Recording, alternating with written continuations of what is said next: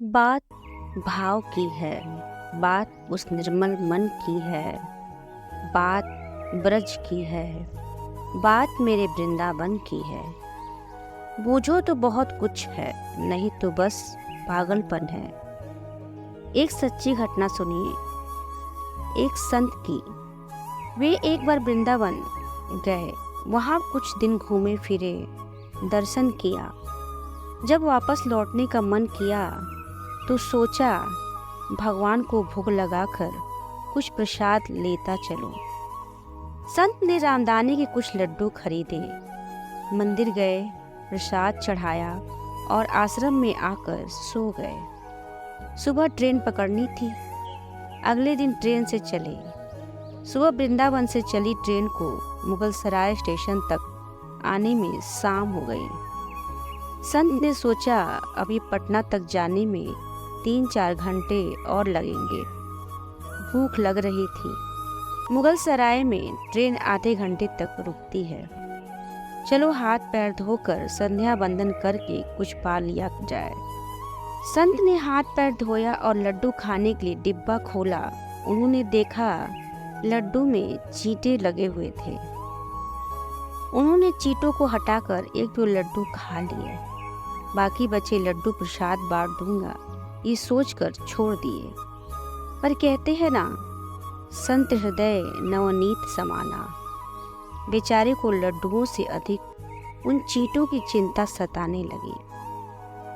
सोचने लगे कि ये चींटे वृंदावन से इस मिठाई के डिब्बे में आ गए हैं। बेचारे इतनी दूर तक ट्रेन में मुगल सराय तक आ गए हैं। कितने भाग्यशाली थे ये।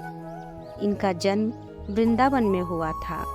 अब इतनी दूर से पता नहीं कितने दिन या कितने जन्म लग जाएंगे इनको वापस पहुंचने में। पता नहीं ब्रज की धूल इनको फिर से कभी मिल पाएगी या नहीं। मैंने कितना बड़ा पाप कर दिया, इनका वृंदावन छुड़वा दिया। नहीं, मुझे वापस जाना होगा। और संत ने उन चींटों को वापस उसी मिठाई के डिब्बे में सावधानी से रखा। वृंदावन की ट्रेन पकड़ ली। उसी मिठाई की दुकान के पास गए, डिब्बा धरती पर रखा और हाथ जोड़ कर लिए। मेरे भाग में नहीं कि तेरे ब्रज में रख सकूं, तो मुझे कोई अधिकार भी नहीं है कि जिसके भाग में ब्रज की धूल लिखी है उसे दूर कर सकूं। दुकानदार ने देखा तो आया और कहा, महाराज चींटे लग गए हैं तो कोई बात नहीं, आप दूसरी मिठाई तोलवा लो। संत ने कहा, भैया मिठाई में कोई कमी नहीं थी, इन हाथों से पाप होते होते रह गया, उसी का प्रायश्चित कर रहा हूँ। दुकानदार ने जब सारी बात जानी तो उस संत के पैरों के पास बैठ गया और भावुक हो गया। इधर दुकानदार रो रहा था, उधर संत की आंखें गीली हो रही थी। बात भाव की है, उस निर्मल मन की है। बात मेरे नटवर नागर और उनकी राधा रानी की है। बात मेरे कृष्ण की राजधानी की है।